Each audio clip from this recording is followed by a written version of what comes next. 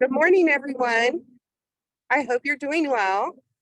I apologize, we don't have the slide deck ready today because as you can see, we're out at the lovely golf course here in Pekin, Illinois for the CIHU annual golf outing. So again, apologize for not having the PowerPoint presentation, but if you have any questions, you can feel free to reach out and we would be happy to provide some screenshots of information to you following the update. So welcome to the monthly legislative series. Poor Evan is out today. He had an appointment that could not be changed, personal appointment. So we appreciate Josh and Missy for stepping in and providing us with an update today. So I'm going to go ahead and turn things over to Missy Shepard, our legislative chair here at CIHU.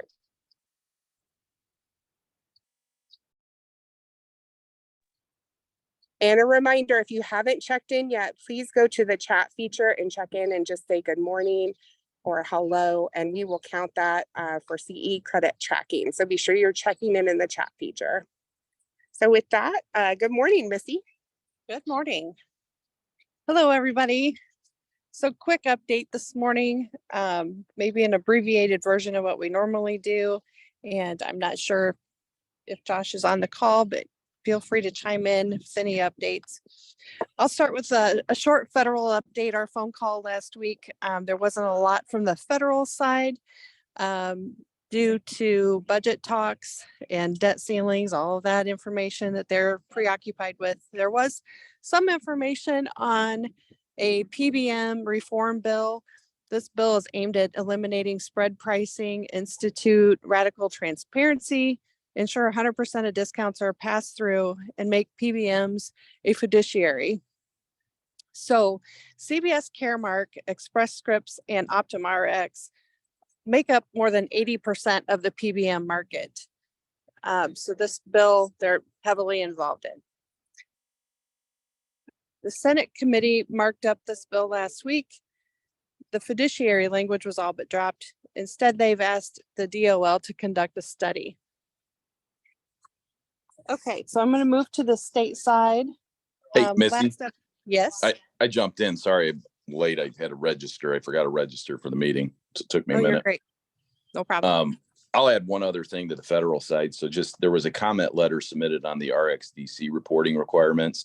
So the RxDC reporting requirements were for the insurance companies to have to file based on prescription drug to the 10 most cost effective or the 10 most costly drugs.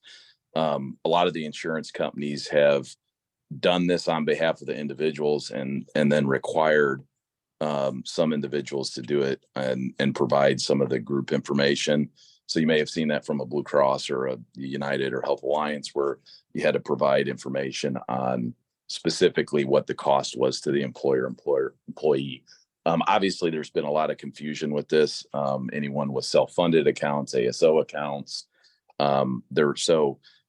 we submitted a letter basically asking for reporting directions and guidance, a little more clarity. There's a lot of information coming out of CMS at that department, but then the information is coming through in these webinars and all over the place. And so basically they asked them can you guys consolidate this into one frequently asked question so that everybody can look at this and kind of try to figure it out? I know that there's been some additional, with some of the larger groups, there's been some additional confusion about how to actually report to CMS through something called the HIOS portal. That's been a very big mess previously. At the end of last year when groups had to do this, the information was able to be submitted via email. They basically came out and said, we can't do that anymore. However, there's a bunch of employers that are having very difficult time trying to, on the self-funded ASO side, having a very difficult time trying to submit that information to CMS. So in addition to that, they asked for this good faith compliance relief. That compliance relief basically said, hey, if you're not able to report this information that's due on June 1st, can we get hey, we tried. We did the best we could. We weren't able to get into some of the technical systems. So more on that, but that was the letter sent, I think, on May 1st. In addition, there was what's called multiple submissions on one entity. So, you know, maybe you have a self-funded client where the PBM or the stop loss is reporting one thing, and then the group then turns around and reports the same exact thing. So there's been some confusion on that as well. And then the enforcement and penalty clarification. So there is a penalty if you don't specifically file this on time. That said, we're again asking for that good faith compliance. And then how does some of that information actually, or how does the penalty actually work, or is there one? There's not, kind of confusing on what specifically the penalty may be on that. One other thing I'll add, and then I'll kind of hand it back to you for state, Missy, but after 3 years of COVID-19 public health emergency that has finally come to an end, HHS released a fact sheet earlier in May, I think around the 11th, but then additionally, I think you'll start to see a lot of the carriers will provide you information on what this means, the change, you know, no more COVID vaccines, things like that. So pay attention to that. I think the carriers will take a big spot in clarifying a lot of that for everybody. I know, I think Blue Cross maybe sent one out this week, or will be sending one out this week. Haven't seen anything from any other carriers at this point. Go ahead. Sorry. No, you're good. Okay, so we'll move into the stateside. I did want to bring up, I know it doesn't touch base with everybody on this call maybe, but a few of you it might. The Senate Bill 1495 Public Adjuster Reform passed. They've been working on this for years, so this is a pretty big deal.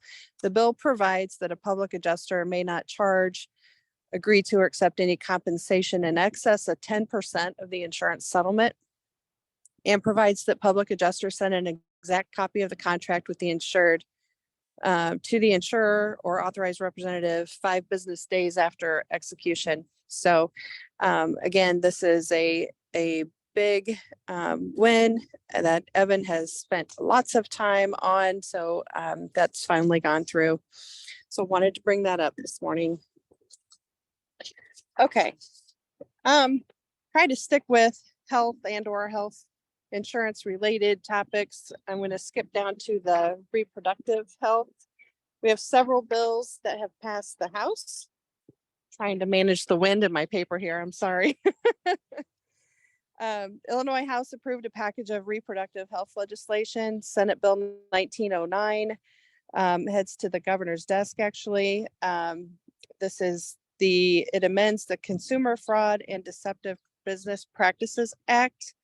This targets deceptive practices and pregnancy-related services. I won't go through all of the verbiage this morning, but I have more information on all of these bills should you need them. Senate Bill 1344 is a trailer bill to the Patient and Provider Protection Act. Requires insurance coverage for all abortifacients, hormonal therapy medication, HIV medications, PrEP and PEP, and follow-up services related to that coverage. That also heads to the governor's desk. Senate Bill 1907 creates the Public Higher Education Act. This requires public universities and community colleges to provide at least one wellness kiosk, which must include discounted emergency contraceptive. Goes to the governor's desk. And House Bill 3326, an initiative of the Secretary of State that ensures that automatic license plate readers are not used to target individuals from out of state seeking access to reproductive health care. That heads to the Senate.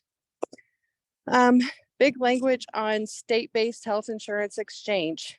This has passed the House and heads to the Senate. Of course, all along we've asked how this is going to be funded. In the governor's proposed budget, he's targeting $10 million for the startup costs.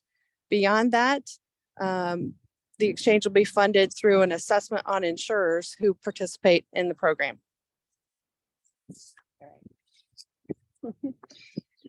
I'll add one brief thing to that. There was a hearing, so it's an executive committee. There was an executive committee hearing yesterday. I don't know what came out of that. It was late in the afternoon and I was on the road. But I haven't heard anything.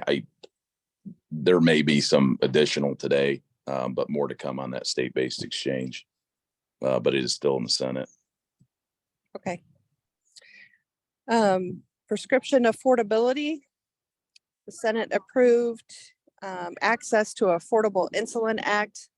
Bill caps insulin at $35 per month and creates a discount program that allows participants to purchase insulin at a discounted post-rebate price. This is House Bill 2189, and that is heading back to the House for concurrence.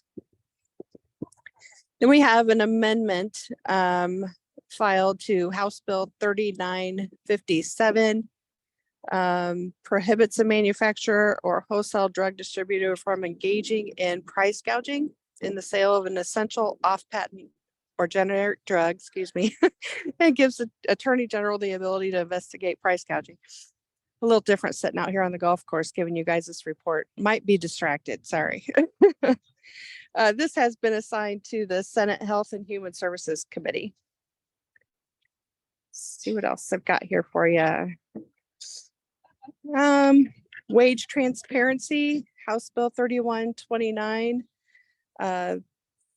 This requires employers with 15 or more employees to disclose the pay scale and benefits and job postings. Empowers the Department of Labor to initiate an investigation of violations. Authorizes the department to investigate and levy civil penalties against employers that violate provisions concerning the posting of pay scale and benefits. This has passed the Senate and now heads back to the House for concurrence. We also have a bill on healthcare mergers and acquisitions. House Bill 2222 requires that the Attorney General be notified of mergers and acquisitions of certain healthcare facilities and large provider organizations. This has passed the Senate, heads back to the House for concurrence.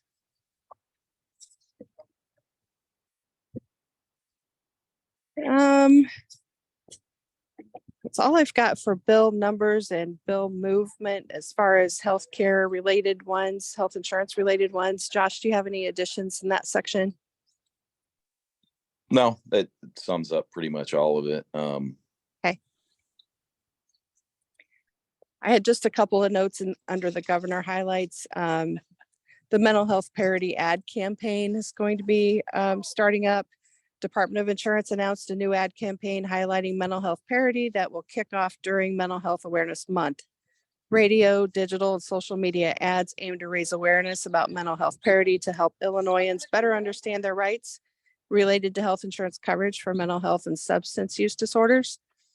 Mental health parity ad campaign will also direct consumers to file a complaint with the department if they believe their health insurer's mental health and substance use disorder coverage has more restrictive requirements than those for physical health coverage. That is pretty much what I've got for this month's update. Unless you have anything else to add, Josh, I think I'm good. Well, the only other thing I'll add to this is that Governor DeSantis visited Peoria this month and apparently sold out to a crowd in Tazewell County, which you guys are very in and close to, and the Republican Lincoln Day dinner, and shared his formula for success. So they're very clearly trampling around Illinois now. So other than that, that's all I got. All right. So short but brief. I'm going to turn it back over to Sarah. Thanks for attending. Thank you all again, and thank you to Josh and Missy for the updates. Everyone, I will be ending a little bit early today, but please do check out in the chat feature. Just say thank you, goodbye, whatever message you'd like to share with us, as long as it's a positive one, right? And thank you so much for joining us. You guys have a great week. Bye-bye.